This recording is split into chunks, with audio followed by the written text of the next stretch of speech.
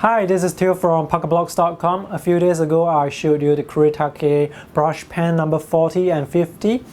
Today I want to show you the Pentel brush pens. This is the Pentel brush pen. Usually when I bring brush pens out, I bring two just in case one runs out of ink. The brush pen body is made of plastic. It's very lightweight, it's nice to hold. The clip is metal. That's the synthetic bristle, and this brush pen uses a disposable ink cartridge. Let me show you the ink cartridge. You can buy the ink cartridge in packs of 4. So they look something like this. There's a tapered end, which is the smaller diameter and the larger diameter. So when you're replacing the ink cartridge, you put the smaller end into the grip section. The ink is waterproof and you can use this with watercolor after the ink has dried. The bristles are synthetic, probably made of some sort of nylon. You can see that there's a hole here. That's the breather hole so that ink can come out and air can go in. The nice thing about this brush pen is, of course, the tip, which can taper to a very sharp point. When you do a search for the Pentel brush pen online, chances are you're going to see this, and you're also going to see these brush pens as well. These two are actually from Pentel.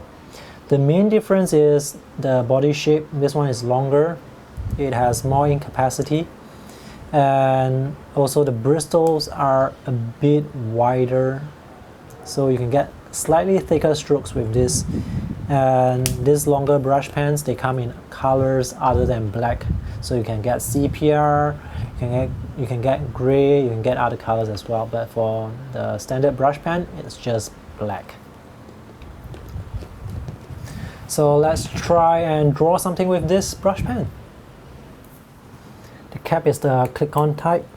Let's try and see what kind of strokes this brush pen can give us. You can get thin stroke, and if you apply pressure you can get the thicker strokes. So it's very flexible, it's very versatile.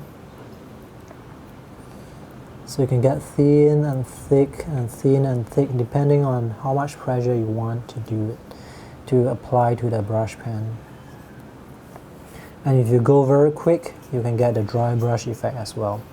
This paper here is quite smooth, so you can get sharp edges quite easily if you draw a bit slower. And just like a brush, you can get thin, thick and thin strokes, just like a normal brush. If you are using it on textured paper, for example, this is a fine grain cartridge paper, it's more likely to get textured strokes. That means the edges of the brush stroke is not going to be as sharp. You have to draw really slowly if you want the sharp edges.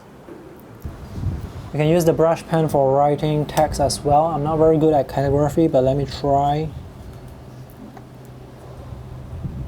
It's best to use this brush pen on smooth paper so you won't get the dry brush effect unless you are specifically looking for that sort of effect. For writing Chinese characters, I think it's pretty awesome.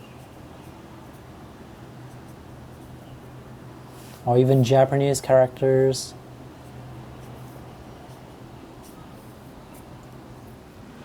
Let me switch over to the smoother paper and try and draw maybe a portrait.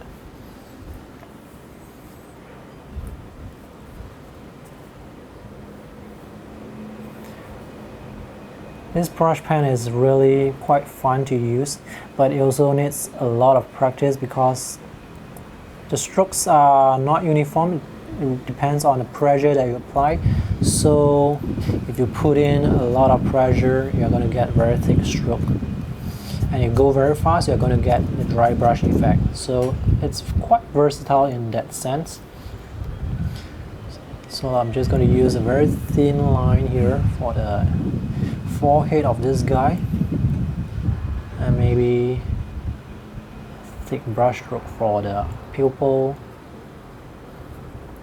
the shadow of the eye, socket. Also maybe some thick eyebrows. The nose, a very sharp nose. The underside of the nose, I'll make it thicker. I'll make the cheek very light there. The lips also very light. And the outline, I'll give it very light. Maybe at the bottom of the cheek, the jaw, I'll just make it very thick. So you can see that it's really quite interesting if you draw with this brush pen. And it's very good for adding shadow because you can use the side of the brush pen to fill in the shadows very quickly. And if you want to cross hatch, you can actually do so. But you have to be very careful if you want even lines. If you do strokes like this, chances are they are going to taper to a point. So you have to take note of that. And let's say the guy is wearing the other side of the jacket. Let me draw slower so that the edges are sharp.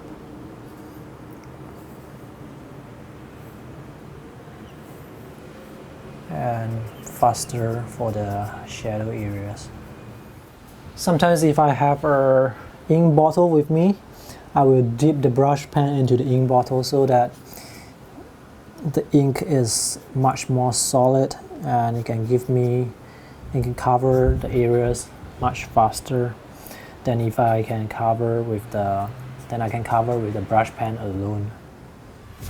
This is the completed sketch. It's very fun to use the brush pen for drawing because of the lines it can produce. If you want a thin line, you just use a light touch. If you want something thicker, just press down. And if you want a very textural look, you just use the brush pen very fast. The ink is very dark, so if you are drawing comics, this is a very suitable pen for you to use. Ink flow is good as well, although I think the Kuretake is just slightly better in terms of ink flow. And each pen comes up to about US $10, comes with 2 ink cartridges. If you run out of ink, you would have to buy the ink cartridges separately. I'm not sure if there are any fountain pen ink converters that can fit into the brush pen, but if you do know of any, please let me know. I'm interested to find out as well. That's all for today's review. If you have any questions, feel free to ask me in the comment section below. If you have not subscribed to my YouTube channel, do so for more art product reviews, sketching tips and techniques, sketchbook and artbook features. Thanks for watching and have a nice day. See you again.